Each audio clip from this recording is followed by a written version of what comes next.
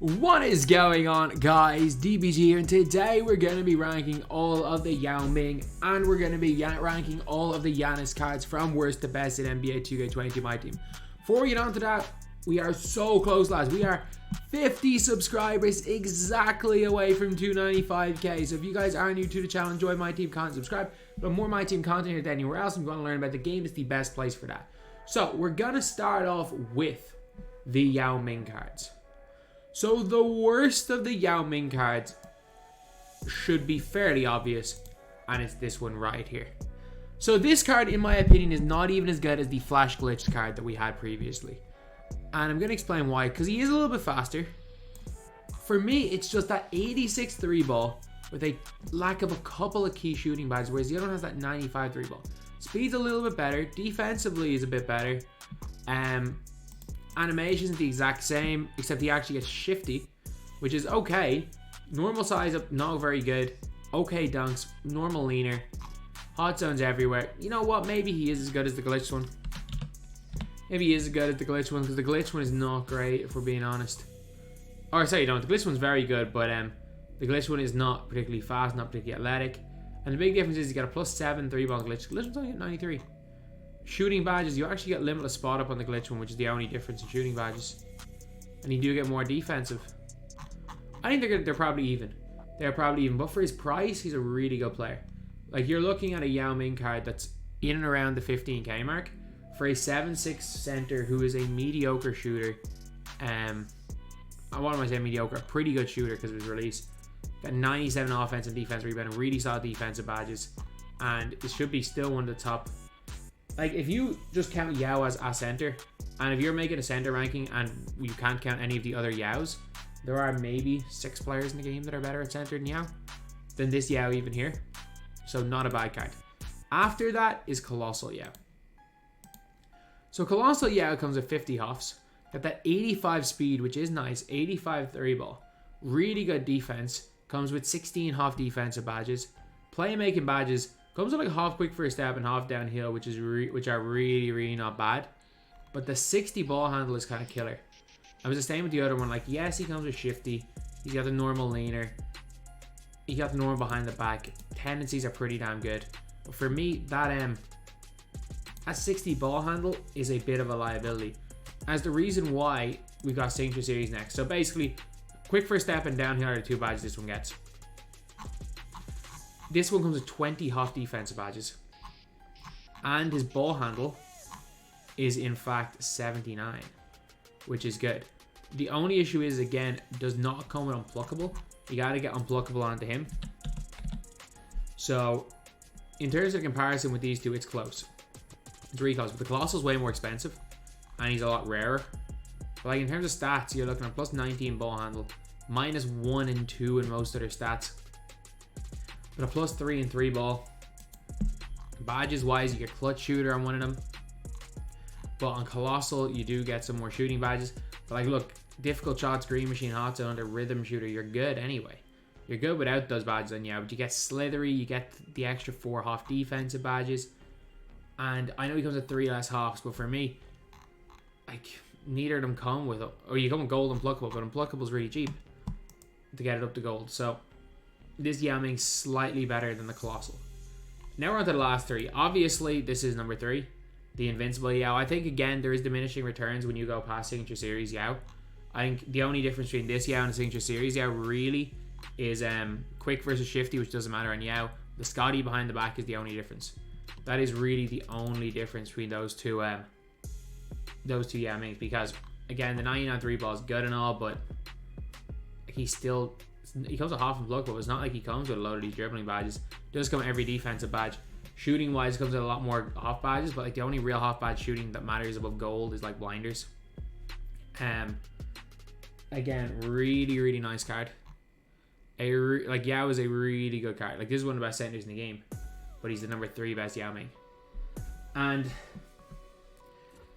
this is my controversial choice of the day, because this is a really tough one.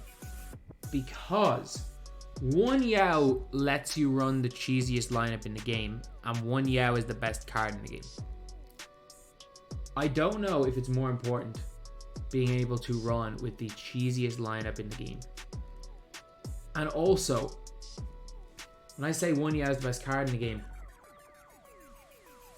one of them's so hell. And one of them allows you to play more of the big guys. Those big guys at power forward center are just too good. So, and number 2, for the first time ever, endgame Yao Ming. Endgame Yao Ming. Set shot 25. Freaking John Smith sigs with the normal, with the tray fade. Sorry, he actually has tray fade on next gen. But every half badge, every 99 stat. Why exactly is Yao Ming in this position? Because he, first of all, he does not burst well out of the D-Rose or tray escape, so you don't want the ball in his hands. The way you want to use Yao is exactly like the way you want to use Shaq, because Shaq is the same issue. He does not burst well with the ball in his hands. You literally want to use him as either a pick and popper or someone who will never miss from the corners. You don't really want the ball in their hands too much. The exact same with endgame Shaq. The issue is that if you just want somebody to stand there and make shots, the number 1 Yao Ming, which is the shooting guard Yao Ming, might be better. And like you might say, oh, but he can run to the basket better. Man, you've got the damn Scotty behind the back on this one as well. You're not going to be using the size of where the escape that much on a Yao Ming card. Set shot 8 on very quick. Like set shot 8 on very quick with his upper is one of the most uncontestable things in the game. And you would still, especially if you were playing him at the 2 guard position. Like if you're playing him at the 2 guard position, what ends up happening is you need to be like 6'8" to contest him. So you can just shoot over people with Yao Ming. You can literally just shoot over people. It doesn't matter. So what happens in that scenario is that people have to then suddenly put their centers guarding your point guard / shooting guard, depending on whether you run, if you run through your shooting guard like a Jordan or something, then playing a point guard. Ideally, you would want to play him at the shooting guard position. I mean, ideally, if you want to make the ideal team, you'd have him at the 2, you'd have Giannis at the 3, you would have like Dirk at the 4 and Shaq at the 5, or Wilt at the 4 if you're on next gen. Like that, if we're trying to make the like quote unquote ideal team, that's what you would do. And then you would have like a LaMelo because he moves a little bit better at the 1. Or you play like Carmelo at the 2 and Yao at the 1 and run through Carmelo. But basically, it means they have to put their power forward or their center onto Yao Ming. And if you're running a super cheesy lineup with like a Shaq or a Dirk, or even if you've got, for example, a Mark Eaton, a power forward, or just a Mark Williams, suddenly they're now having to put like their point guard on a power forward. They're going to have to put change every one of their matchups. When you change every single matchup, bad stuff happens. He requires a lot more to guard, because I've seen him when somebody tries to put like a 6'5" point guard on him, you literally just pick and pop with him and it's game over. Like I kept getting him switched on in my gameplay. I kept getting him switched on to Devin Booker and just shooting the ball in Devin Booker's face and it would go in. Like, he basically means that if you run a player, you can't run the ball through him. You can't run him like he's 2K20 Yao Ming or even 2K21 Yao Ming. But what you have to do with Yao Ming is you gotta run him as a popper. You gotta keep him in the corner, run him off the ball, and he's a bailout option, man. You are stuck in an offense. You press R1A or R1B or R1X or circle if you're on PlayStation, and you press square, the ball goes in. Simply put, that is what Yao Ming does. And for me, the best Yao Ming is not endgame, it's point guard Yao, because of what he allows you to do with your team. If we're talking about unlimited, say not unlimited, if we're talking about player for player in like a TTO setting, endgame Yao is way better, but what point guard Yao allows you to do is crazy. So, Giannis cards. Obviously the worst one is this 20th anniversary, or 10th anniversary. Not a bad player. Like, he's better than the hero. Basically the hero, except he gets quick instead of shifty. And some more shooting badges. And like, he can get range. Perfect stats. He's not bad. It's just the problem is he can't play small forward. And you don't really want to play a power forward. He's not actually terrible. Like, rookie Giannis is not actually terrible at all in this game. He's actually pretty damn good. Not gonna lie, he's a pretty damn good card. Rookie Giannis. So the next Giannis, like, this is such a tough one. For me, this is just me. Point guard Giannis is the second worst Giannis. For the reason, and let me explain why, Giannis, in my opinion's best position is shooting guard. Second best position, small forward. best position power forward. Or sorry, third best position power forward. And he plays his secondary. If his secondary position was small forward, he would be higher. He'd be one higher. But he's got perfect stats, perfect badges. He can play at the point guard position. And look, I'm so done with the you need 6'11 point guards because you simply don't. He's not going to move with the ball. I get it, they give him quick dribble style and Scotty behind the back. He's not really going to move with the ball too much. You're going to have a secondary ball handler beside him like a Jordan. And I don't know, his job is to be a cone. His job is to just be a better Ben Simmons. That's not bad, but considering all these Giannis are God tier, I think the 75th has the edge. 55 Hoffs. Like, if you look at just the Giannis as players, if you just look and compare these two Giannis cards as players, you got 5 extra Hoffs, but again, it's not the end of the world. The Hoffs are in Sniper, which actually does kind of matter. Corner Specialist, which really matters on this Giannis. Doesn't matter in general, but really matters on this Giannis. And he also gets all the defensive badges on Hoff while missing out on a couple of the playmaking badges. Other than Space Creator, not the end of the world. But the thing with this Giannis here is he gets a +6 to the 3 ball. And even though he doesn't get the behind the back, which is a negative, he plays better positions. And I get it, people are going to be like, no, point guard's the best position. Like, you can't have everybody playing point guard. That's kind of what the issue is when you're out of position players.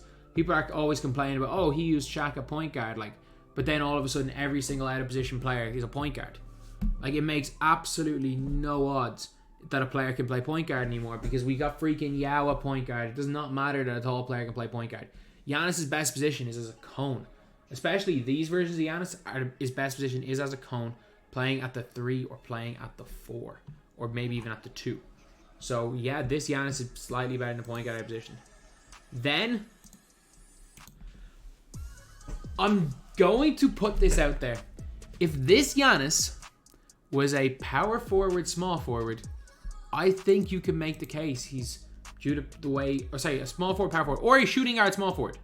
Instead of a power forward center, if they somehow decided, you know what, screw it, we'll make him a shooting guard, small forward, I would have him at number 2. Giannis is 6'11", still a 7'4" wingspan, 99 every single stat. And in terms of animations, his release is so good, man. Like, Giannis' release, it's not set shot 25. Don't get me wrong, it is not set shot 25, but it's not that much worse.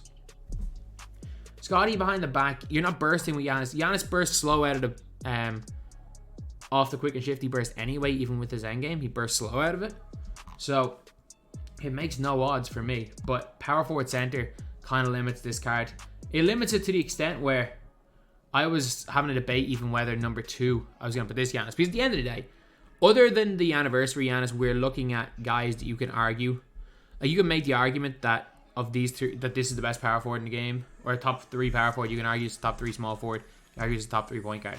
So we're looking at the best of the best. So it really is like hair. It's almost nothing splitting these guys. Like, it's a behind the back splitting these 2 cards right here, and a behind the back. I'm not sure if behind the back is worth having the better secondary position.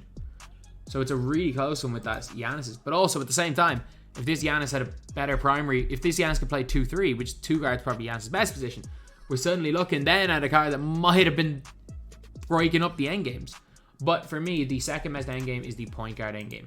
Because Giannis, again, is somebody that I don't rate really at the point guard position. Yes, Ty Debo can make him look like a god in a gameplay. Ty Debo beat me by himself, or with Cam Reddish by himself last year. Cam Reddish wasn't that good. Base 3 on very quick, superb release. Quick dribble style, D-Rose size up, Curry slide. Scotty behind the back is really, really good. Again, the only issue is that you really want him as a secondary player. Every one of these Giannis's, including this Giannis here, will play the exact same on-ball defense. You will not notice the difference between any of them. He gets quick chops off one, Jordan dunks. The issue is, again, he does not come out of that quick shifty burst fast. He can Curry slide, which means you can, like, as much as people are like, oh, the Curry slide sucks, if somebody is hard off-balling, the Curry slide does shake the AI a little bit.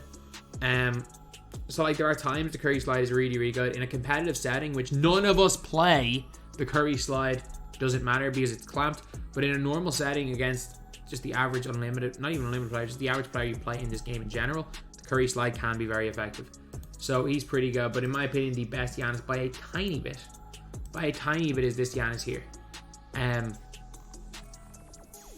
Set shot 25. I don't actually think it's better than base 3. The only thing is that... Ooh, both of these guys have Curry Slide.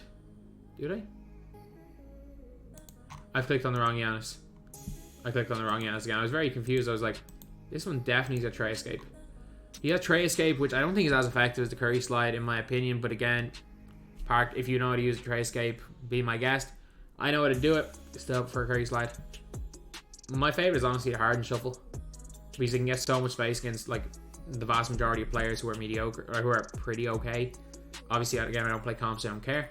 Tray Fade is pretty damn good on this card. What fade does this one have actually? So you get Tray as well. So the real difference is you got set shot 25 versus base 3. I actually prefer base 3, and I prefer the Curry Slide. Why do I have this one over him? Because he plays small forward. I think the power forward position is tough now because you've got Yaos, you've got your Shaqs, you've got your Wilts, and he's going to be small for that power forward position. He's fine to play there. Like, I run LaMelo there, and he's fine. Giannis perfectly fine to play there, but at the same time, small forward is where his best position is. So, in a really close one, between these two Giannis's, I've got small forward 1, I got this 2, I got him 3, I got him 4, I got him 5, and him 6. But as far as Giannis's go, there is diminishing returns after this Giannis right here. There fully is diminishing returns after the 75th. Yes, there's a gap between the 75th and the anniversary. That's it. I think it's the exact same with this one. I think there's a gap between... Let's be real, sorry. With unpluckable and stuff, 70 ball handle, unless you're dribbling, it doesn't matter. I think there is a big gap in Yao Ming. I think in terms of value-wise, you're going to want to look towards signatures. Or even this card right here. Value-wise, really good. But the one thing I will say is that Invincible versus Endgame Yao, as crazy as it sounds, there's less of a difference than you think between these two. Because yes, Yao's release is way faster than the Endgame. His release is glitchier on his Invincible. He is glitchier. In terms of movement, Yao doesn't move well anyway. The only thing you can get Yao to move fast out of is Scotty behind the back, and all three of the top Yaos do. And this Yao just allows too much. He allows too much flexibility with your lineup. This Yao allows too much flexibility, and that's the issue with position locks, is that sometimes worse cards become better because of the positions they play. It was like in NBA 2K20. We had all these god tier Giannis Antetokounmpo cards. But the pink diamond Giannis was still the card most people used at the end of the year because he could play point guard. If you get me. So he allowed flexibility at that small forward, power forward position. So yeah, pretty much it, lads. That's the video. Thank you guys for watching. Please like, comment, and subscribe.